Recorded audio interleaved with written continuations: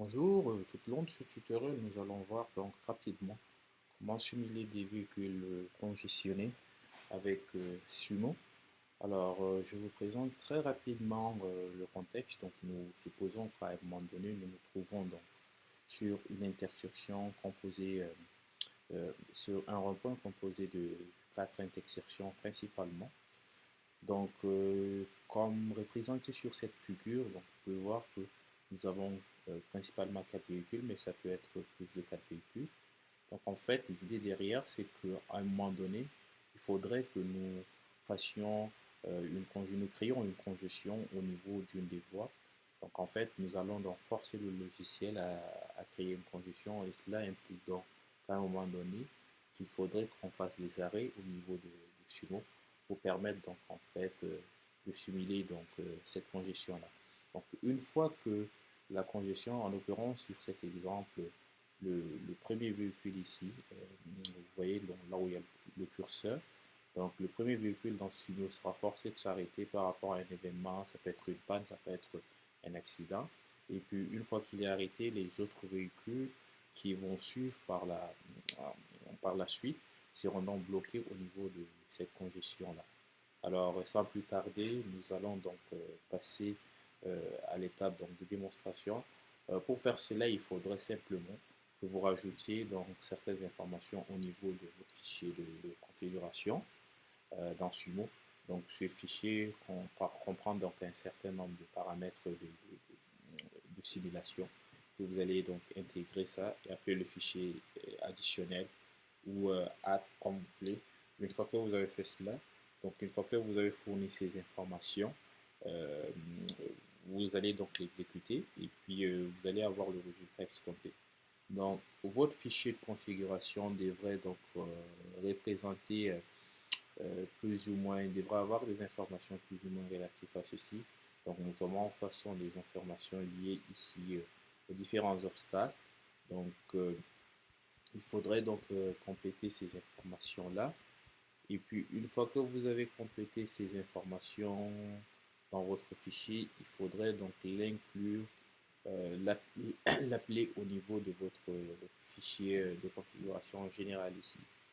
Donc, il faudrait que vous ayez principalement trois fichiers, le fichier net, le fichier euro et le fichier poly pour les obstacles. Euh, donc, si on regarde rapidement à quoi correspond chaque type de fichier, par exemple, le fichier euro, ça vous permet de définir euh, votre scénario avec, comment dirais-je, le type de véhicule que vous utilisez. En l'occurrence, ici, on dit qu'on va utiliser une ambulance, un véhicule d'urgence, un véhicule d'urgence. On va utiliser un véhicule d'urgence, un véhicule de type police et puis un véhicule de sapeur-pompier. D'accord? Donc, je reviens donc rapidement au niveau de la simulation. Euh, on voudrait donc avoir quelque chose plus ou moins comme ça au niveau de cette figure-là. Et puis si je reviens là-dessus, donc vous voyez qu'on a, dans Sumo, on a créé donc cette intersection. Ce que vous voyez ici, un tout petit peu grisé, représente donc les obstacles. Et puis là, nous allons lancer donc la simulation pour voir ce qu'il en est. Alors, lorsque nous exécutons donc notre simulation, à un moment donné, nous avons donc des véhicules qui arrivent, et puis hop, il y a un événement qui survient. Donc, le véhicule, en l'occurrence, ici, on suppose qu'il est tombé en panne, et donc il s'arrête un certain instant.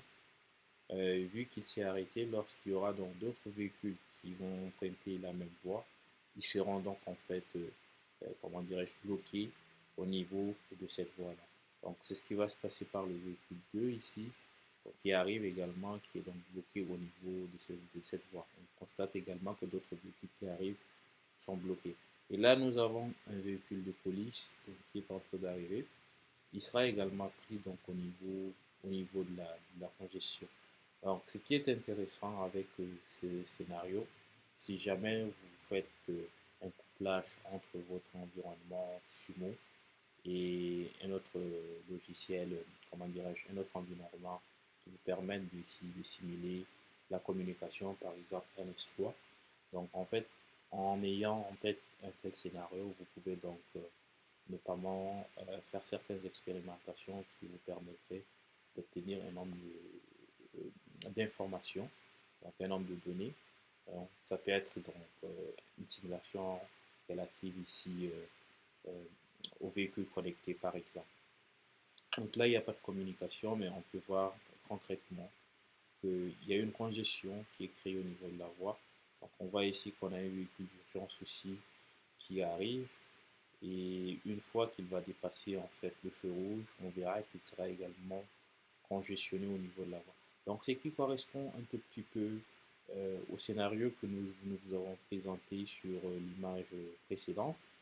Donc sur ce scénario, on constate qu'en fait ce qu'on voulait faire, c'est arriver à ceci. Donc deux véhicules d'urgence, à savoir un véhicule de police et une ambulance qui sont ici donc au niveau euh, qui sont pris donc au niveau d'une congestion suite à un événement qui est survenu sur une voie. Donc on voit on a exactement, on arrive donc en fait à forcer cette simulation au niveau de Sumo. Merci pour avoir suivi ce tutoriel et je vous dis à la prochaine.